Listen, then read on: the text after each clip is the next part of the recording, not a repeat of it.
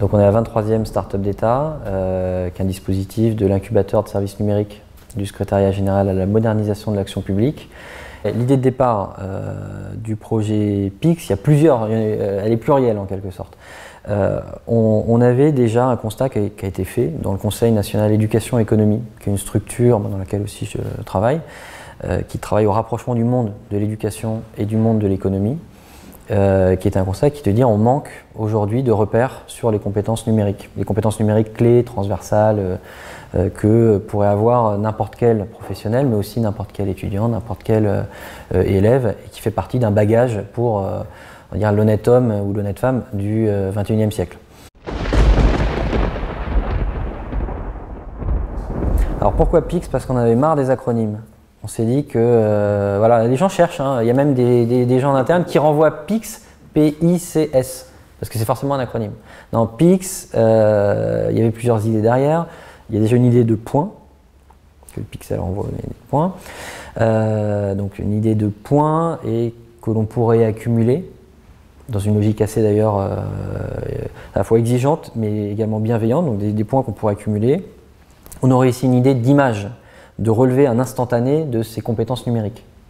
Une idée de picture, voilà. Et PIX, ça évoque aussi dans le grand public l'univers du numérique. Et donc on avait ces trois choses-là qui nous ont menés vers ce terme qui a été inventé dans un atelier collaboratif en mars dernier. C'est tout public, on est vraiment dans une démarche donc de formation tout au long de la vie qui va couvrir de la 4e, en passant par le lycée, en passant par l'enseignement supérieur, au monde professionnel et même au-delà. C'est-à-dire n'importe quel citoyen pourra aller sur PIX et se positionner, mesurer ses compétences numériques, les développer et, troisième chose, les valoriser. Alors, c'est vrai qu'il y a une première question qu'on s'est posée et qui nous a fait prendre cette décision d'adresser cette plateforme d'abord à des... pas en dessous de l'âge qu'on a quand on est en 4e.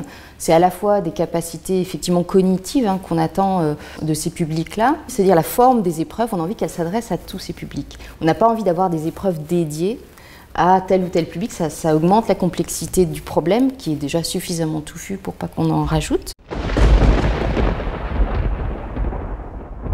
PIX a vraiment bénéficié de ce qui a été fait avant par les pionniers qui ont été le B2I et le C2I. La certification C2I présente des défauts et donc finalement l'occasion est de la repenser dans ce contexte du projet PIX qui permet une vision beaucoup plus intégrée de cette question-là, de s'adresser à l'ensemble des publics. Donc c'est comme ça que je suis arrivée dans ce projet avec le premier chantier qui était celui du référentiel. Et puis par ailleurs, je suis aussi membre du groupe de travail de la Commission européenne qui s'appelle Digital Skills and Competencies. Et donc j'étais particulièrement proche de tout ce qui peut se faire au niveau européen et en particulier de la production de ce cadre de référence.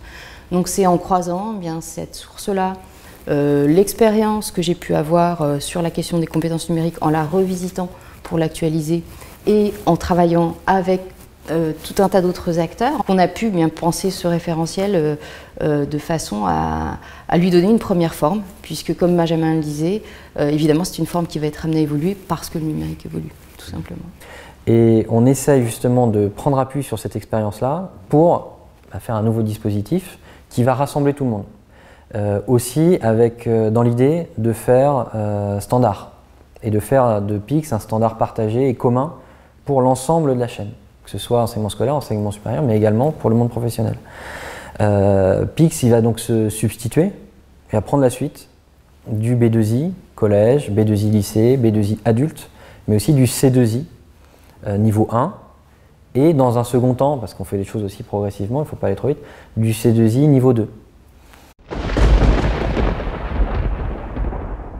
Donc PIX, il a pour objectif d'accompagner la transformation numérique à la fois de la société et de l'économie, de la démocratie.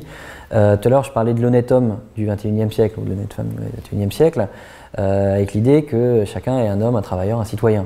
PIX doit permettre justement de mesurer, mais mesurer pourquoi? Pour pouvoir les développer et accompagner l'élévation du niveau général de connaissances, de compétences, de culture de chaque citoyen.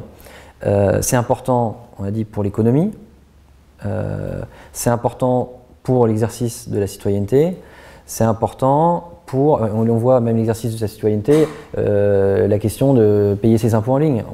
Maintenant, ça devient obligatoire. Il y a énormément de gens, je crois que c'est estimé à 25%, de gens qui ne sont pas à même de le faire. Pix, et c'est aussi pour ça qu'on a voulu ne pas différencier les publics que l'on visait et faire 8 niveaux. Les 8 niveaux, ils permettent d'inclure à des niveaux qu'on peut considérer comme d'entrée vraiment élémentaire de maîtrise de compétences numériques pour que tout le monde puisse se positionner sur Pix et permettre et bénéficier donc de recommandations de formation et ne pas être exclu du dispositif. La question de l'inclusion numérique, elle est au cœur du projet Pix. On va dire il y a 2 grandes familles d'utilisateurs. On a des utilisateurs, ceux qu'on vise, qui sont les utilisateurs finaux, principaux, c'est-à-dire une personne, un individu, quel qu'il soit, d'où qu'il vienne, d'ailleurs qu'il soit français ou non, parce qu'il peut être francophone. Et ensuite, on a aussi ce qu'on appelle, nous, en langage un peu interne, des prescripteurs. Et on vise à donner des accès dédiés à des enseignants-chercheurs, mais aussi des employeurs, pour permettre d'accompagner l'effort de formation et surtout l'outiller. C'est-à-dire que quand on va faire une formation aux compétences numériques, il faut déjà savoir de quelles compétences numériques on parle et où en sont, d'avoir des petits repères comme ça, où en sont les publics que l'on doit former. Pix, ça doit être une solution pour ça. Comment on envisage le fonctionnement de Pix? L'idée, c'est que vous arrivez, vous êtes un utilisateur lambda, que vous soyez citoyen, étudiant, élève, voilà. Vous vous connectez, vous créez un compte. Vous passez un certain nombre d'épreuves qui vont permettre de vous positionner avec un premier score. Et on peut marquer jusqu'à 1024 Pix. Et derrière, plus que le score, qui est quelque part un peu moins important, nous, ce à quoi on est attaché, c'est un profil de compétences. Vous pouvez bénéficier de recommandations de formation. Vous pouvez également continuer à progresser ensuite. C'est à la fois exigeant et bienveillant pour reprendre un peu la logique de la refondation de l'école, avec donc une fiabilité sur votre positionnement. C'est un vrai positionnement, c'est pas juste je déclare que je suis à tel niveau, c'est vraiment on vous évalue. Et derrière, vous pouvez continuer à progresser et à marquer toujours plus de Pix et à progresser dans les différentes colonnes. Pour les enseignants et pour les enseignants-chercheurs ou pour les formateurs en entreprise, c'est de permettre donc un accès dédié qui va vous permettre de suivre les progrès. Alors, l'idée, c'est qu'il y ait 2 modes. On est un mode évaluation, dans lequel on ne va pas vérifier qui vous êtes. Derrière, on veut quand même permettre, justement, c'est la troisième valeur qui est apportée par la plateforme, c'est de valoriser ses compétences numériques. Pour le valoriser pleinement, il faut le coup de tampon. Le certificat. Comment avoir le certificat? Donc là, on est en train de réfléchir justement à la mise en place de dispositifs dédiés qui permettent, soit en présentiel, donc vous venez dans un centre agréé par le ministère, peut être évidemment les collèges, les lycées, les établissements d'enseignement sup, ça peut être des espaces publics numériques, mais on peut envisager également au-delà. Mais on envisage aussi dans un second temps à destination de personnes, de minimum de majeurs, des solutions de proctoring sur le modèle de ce que fait FUN, France Université Numérique, qui permettrait de la certification à distance. Nous, ce qu'on va faire dans le mode certifiant, c'est vérifier que vous avez bien le niveau que vous êtes censé avoir dans le mode évaluation. Et donc on va aller mesurer la crête de votre niveau et on va vous reproposer un certain nombre d'épreuves qui correspondent aux acquis que vous avez déjà, à ceux qui sont le plus élevés dans votre profil, pour vérifier que quand vous êtes tout seul et quand on est derrière vous pour vérifier que c'est pas quelqu'un qui le fait à votre place et que c'est bien vous, vous avez le même résultat. Et ce qui nous permet de donner le coup de tampon certifiant officiel État. En termes d'application, on a des choix à faire. Certains choix ne sont pas complètement faits d'ailleurs parce qu'on est en méthode agile, donc on essaie, on teste et on a des itérations toutes les 2 semaines, donc on avance en marchant. Sur la question, on est très attentif à ce que l'expérience utilisateur soit bonne, elle soit aussi bonne que possible et on a mis quand même le paquet là-dessus. C'est la valeur qu'apporte aussi la start-up d'État, ce fonctionnement-là. Qu'on fait des panels pour vérifier que telle option marche bien ou telle option ne marche pas et on la met de côté et on essaye de le faire de manière assez récurrente. La question du smartphone, elle est un peu particulière parce que le site, maintenant là, il est responsive, évidemment. Après, certaines épreuves qui visent à vérifier certaines compétences sont plus faciles à réussir avec un desktop qu'avec un smartphone. Une épreuve sur un tableur, par exemple, on peut le faire avec une tablette, on peut le faire même avec un smartphone, c'est un peu sport. Donc nous, ce qu'on conseille, c'est plutôt de passer sur desktop pour avoir des conditions, on va dire, d'égalité devant les différentes épreuves. Après, si chacun fait sa vie et puis chacun peut le faire avec ses outils. C'est aussi ça la philosophie de Pix, c'est de permettre à chacun d'utiliser ses outils, ses logiciels, que ce soit des logiciels libres ou propriétaires, chacun peut utiliser les logiciels qu'il souhaite. Et il ne sera pas désavantagé parce qu'il a une habitude dans telle suite ou une habitude dans une autre. Et c'est vraiment un des choix forts que l'on a fait. On vous fait utiliser vos navigateurs, on vous fait utiliser vos moteurs de recherche, enfin ceux que vous préférez. Vous avez vraiment le choix de vos outils comme vous l'avez dans la vraie vie. Et on pense aussi qu'on a une meilleure qualité d'évaluation en faisant ce choix-là. Très probablement, dans l'expérience Pix, quand vous montez dans les niveaux, quand vous arrivez vers le niveau 4, vers le niveau 5, vous allez devoir vous saisir d'outils que vous n'avez probablement jamais utilisés. Mais on sait toujours dans les épreuves qu'il y a des outils gratuits, des outils libres qui permettent de réussir ces défis. Vous n'êtes jamais obligé d'aller acheter une solution, ça n'existe pas. Sur la question Big Data, il y a plusieurs utilisations possibles. Et c'est aussi pour ça qu'on travaille, on a des contacts avec la CNIL, parce qu'il va falloir quand même faire un minimum attention. À la fois il y a du potentiel, mais il y a aussi des risques, donc il faut qu'on ait bien ça en tête. Sur le Big Data, on souhaite les données, on souhaite les ouvrir au maximum à la recherche et à la statistique publique, évidemment. Donc on a pris des contacts avec la DEP, on n'a pas encore pris avec l'INSEE, mais il va falloir qu'on le fasse. Et on a pris également avec le CDE, on les a informés de la démarche, parce qu'il y a une sorte de...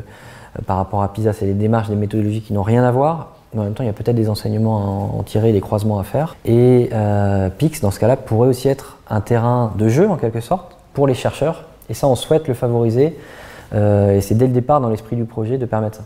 Toutes ces données, du fait que l'expérience se vit essentiellement en ligne, on récolte énormément de données sur comment une personne, finalement, va être évaluée sur un premier profil, puis va progresser, et donc sur quoi il va échouer alors qu'elle a déjà échoué sur telle ou telle chose. Donc des données un petit peu de niveau microscopique, on va dire, par rapport à une forme d'apprentissage et d'évaluation. Donc autant de données qui alimentent le domaine des learning analytics, donc qu'on appelle avec ce bel anglicisme, et donc dont sont friands tous les chercheurs qui explorent ce domaine aujourd'hui.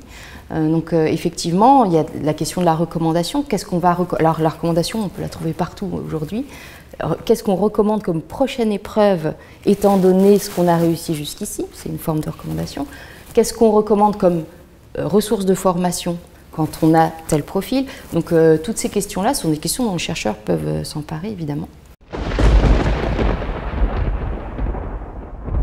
En termes de timing, on doit livrer une version pour la rentrée 2017-2018 qui permettent de mesurer ses compétences déjà sur les différents niveaux et d'avoir son profil de compétences.